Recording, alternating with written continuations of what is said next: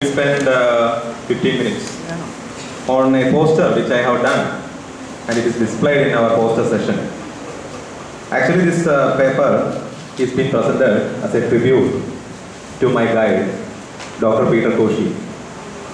He is an eminent electron microscopist. He was a person who was in charge of transmission as well as scanning electron microscopy in RRL. Recently he passed away, and I feel that in this session I should talk 10 minutes about what he has taught me during the last 5 years. So meanwhile Sudarshan sir will arrive and we will spend some time, and you can also see this poster displayed in the poster session. So the topic is very similar to what he has taught. The basic line is why electron microscopy is such an important tool in material characterization. I will read through.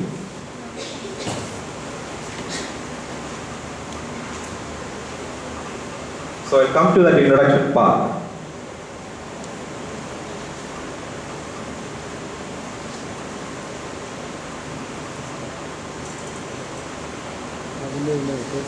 There is a very interesting story about the film Titanic.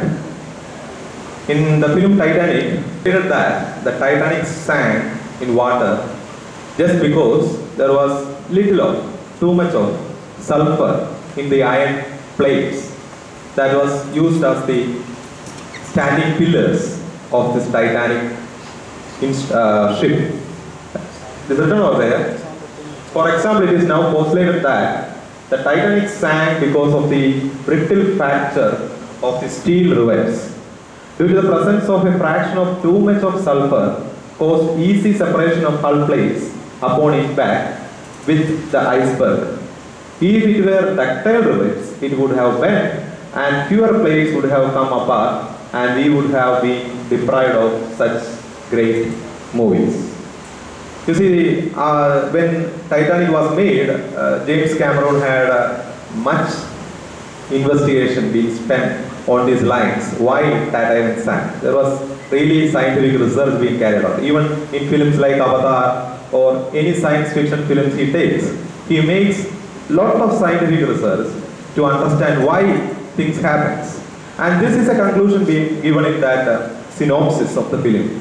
So I thought to share with you because these part of analysis are right now being done using electron microscopy. It is being applied in many fields, like it is being applied in all those, like it is an intertwined area.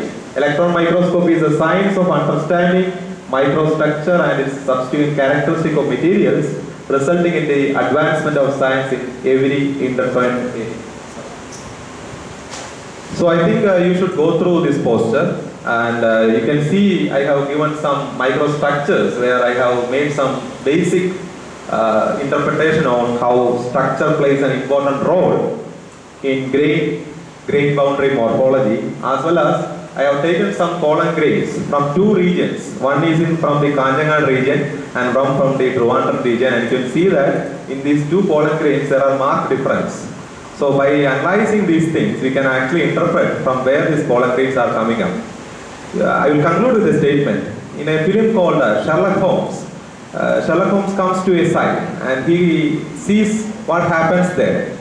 And what he does is that he recalls what is the story behind that crime scene.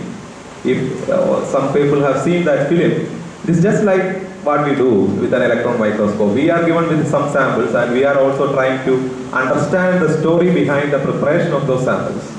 And it is a very interesting job, and I feel that if you get some time to take some samples, you have to sit with the electron microscopist for hours and understand how you can play around with things. Right now, Sudarshan sir has arrived, and I will call him for the lecture on XRD, which is also, DST has just installed an XRD in our department, and I also feel that if you all stay tomorrow, we will try to give some demo of what is happening over there. Dr. Uday Chandran will be talking on those lines tomorrow. So please sit tight, we will call Sudarshan sir and we will continue the lecture.